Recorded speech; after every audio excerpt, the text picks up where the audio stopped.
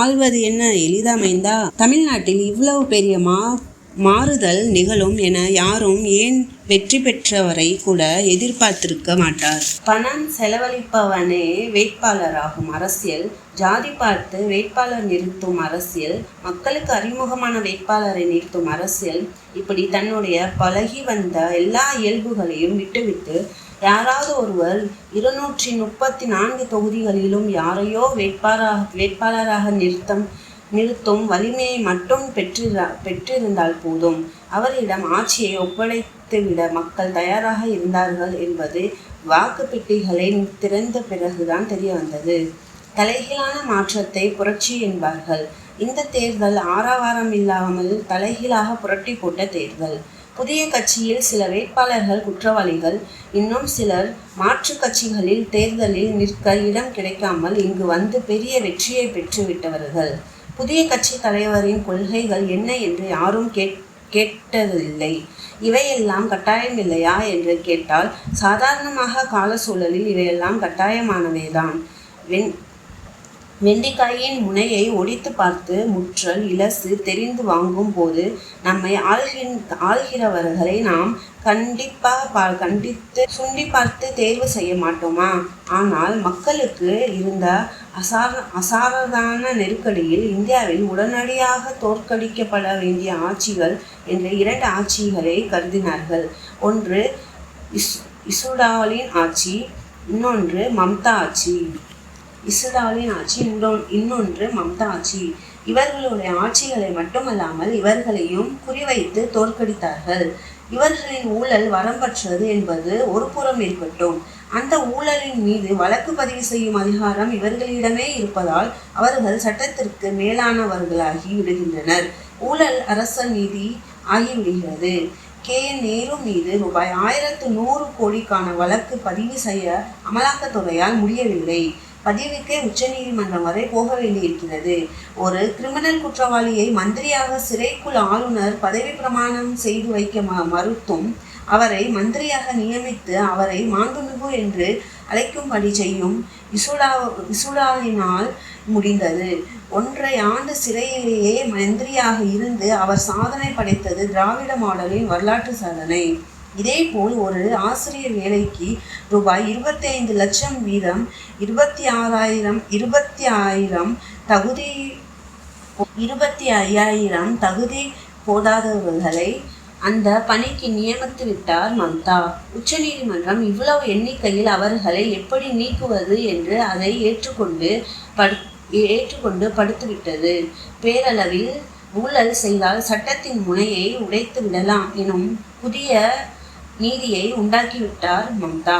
ஆகவே ஊழலை சுவாசித்து நீதிமன்றங்களை செயலற்றதாக்கும் இத்தகைய அசாதாரணமானவர்களை தோற்கடிப்பது மக்களின் உடனடி தேவையாக இருந்தது.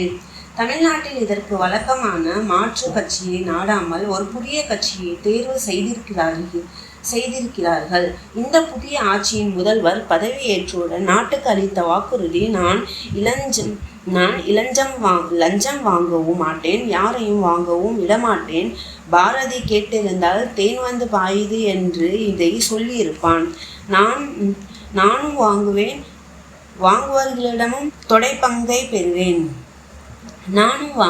வாங்குவர்களிடமும் தொடைப்பங்கை பெறுவேன் என்னும் திராவிட மாடல் ஆட்சிக்கு மறுப்பு நிலை இது. உச்சநீதிமன்றத்தில் KN நேருவை பாதுகாக்க தமிழ்நாடு அரசு நடத்தும் வழக்கை திரும்ப பெற்று அவர் மீது அமலாக்கத்துறை நடவடிக்கை எடுக்க வசதி செய்து கொடுங்கள். துரைமுருகன், பொன்முடி, அனிதா ராதாகிருஷ்ணன், வேலுமணி, CV சண்முகம் போன்றவர்களை அரசு விருந்தாளிகளாக புழலுக்கு அனுப்புங்கள். களையெடுப்பு பழி வாங்கல் ஆகாது, அது பயிரை காக்கும் செயல் என்பான் வள்ளுவன். ரூபாய் 34,000 கோடி ஆற்று மணல் சுரண்டியதாக 5 மாவட்ட ஆட்சியர் மீதான வழக்கை வேகங்கொள்ள செய்யுங்கள். இந்த மாவட்ட ஆட்சியர்கள் உள்ளே போகும்போது தலைமை எழுத்தாளர் கூட கை நீட்ட பயப்படுவான். உங்கள் ஆட்சி இசுடாலின் மறைமுக ஆதரவுடன் தான் நிலை பெற்றிருக்கிறது. அவருடைய அணியில் உள்ள கட்சிகள் தான் உங்களை நிலைநிறுத்தி இருக்கின்றன. இந்த ஆதரவு உங்கள் மீதுள்ள நல்லெண்ணத்தால் அன்று. பெரும்பான்மை இல்லை, என்று மக்களிடம் போனால் இப்போதைய மக்களின் மனநிலையில் நீங்கள் பெரும்பான்மை பெற்று விடுவீர்கள் என்பதால் உங்கள் ஆட்சிக்கு வேண்டிய ஆட்களை கொடுத்து உங்களை ஓராண்டுவது ஆள் வைத்து உங்களின் ஆட்சிகளின் ஆட்டம், லாட்ரி, குடும்பம், செல்வாக்கு, உங்களின் இயலாமை இவற்றை காரணம் காட்டி தன்னுடைய ஆட்களை உருவி கொள்ள செய்து உங்களின் இயலாமையை வெளிப்படுத்தி தேர்தலை எதிர்கொள்வதே இசுடாலின் நோக்கம். உங்களுக்கும் இது தெரிந்திருப்பதால் தான் நீங்கள் அதிமுகவின் வேலுமணி, சி.வி. சண்முகம் உள்ளிட்ட ஊழலின் மொத்த வடிவங்களிடம் போனீர்கள். மெய்ப்பிக்கப்பட்ட ஊழல் மனிதர்களை மந்திரர்களாக்கி எப்படி நேரிய ஆட்சி கொடுக்க முடியும் என்னும் கண்டன குரல் நீங்கள் அவர்களை கைவிடும்படி செய்துவிட்டது என்பது சரிதான்.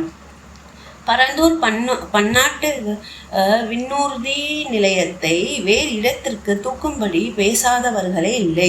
28 கிராமங்கள், அவற்றிலுள்ள வீடுகள், 80 ஏரிகள், 4000 ஏக்கர் நஞ்சை நிலம் இவற்றை அழித்து எவனாவது விண்ணூர்திக்கு ஓடுதளம் உருவாக்குவானா?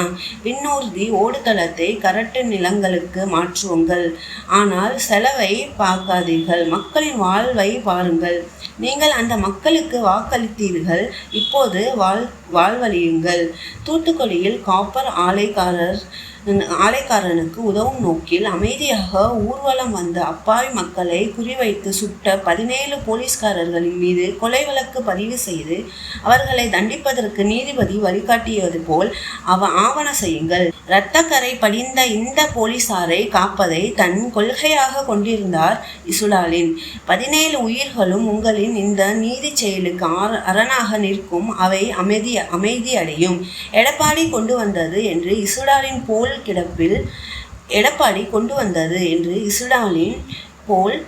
கிடப்பில் போடாமல் குண்டாறு, வைகை, காவேரி இணைப்பு திட்டத்தை நிறைவேற்றி விருதுநகர், சிவகாசி போன்ற பகுதிகளில் விளைநிலங்களையும் நீர் செழிப்பையும் உண்டாக்குங்கள். இதற்கு அவர் காலத்தில் பணம் ஒதுக்கப்பட்ட கால்வாய் வெட்டு வரையிலும் நடந்து இசுடாலினால் கைவிடப்பட்டது. இந்து சமயம் என்றொரு சமயமே இல்லை. வள்ளலாருக்கு இந்த எண்ணம் சொல்லவே தெரியாது. பக்தி இயக்க காலத்தில்தான் சைவமும் வேத சமயம் கூட்டணி சேர்ந்தன பொது எதிரியை வீழ்த்துவதற்கு. இப்போது மீண்டும் சைவமும் வேத சமயமும் தனித்தனி ஆகிவிட்டால் சமஸ்கிருத எதிர்ப்பும் பிரமாண எதிர்ப்பும் மறைந்துவிடும். விடுதலை போரில் இந்துவின் பேரில் தேசியம் கட்டப்பட்ட காரணத்தால் தான் வெள்ளைக்காரன் உருவாக்கிய அகண்ட இந்தியா இரண்டானது. பார்ப்பனர்களும் தமிழர்கள்தான். சமயத்தாலும் வழிபாட்டு முறையாலும் அவர்கள் இன்னொரு தொன்மையான மரபை பின்பற்றுவார்கள். இதனால் தேவையில்லாத உராய்வுகளும் மோதல்களும் ஒழியும்.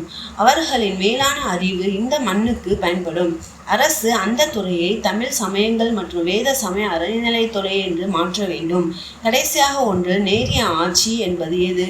கல்குவாரிகளை உடைமையாகாதவர்கள், மலைகளை தரைமட்டமாக்காதவர்கள், ஆற்று மணலை சுரண்டாதவர்கள், வனங்களை அழிக்காதவர்கள், இவர்கள்தான் உங்கள் மந்திரிகள் என்றால் உங்கள் ஆட்சி நடக்கும் காலம் பொற்காலமாகும்.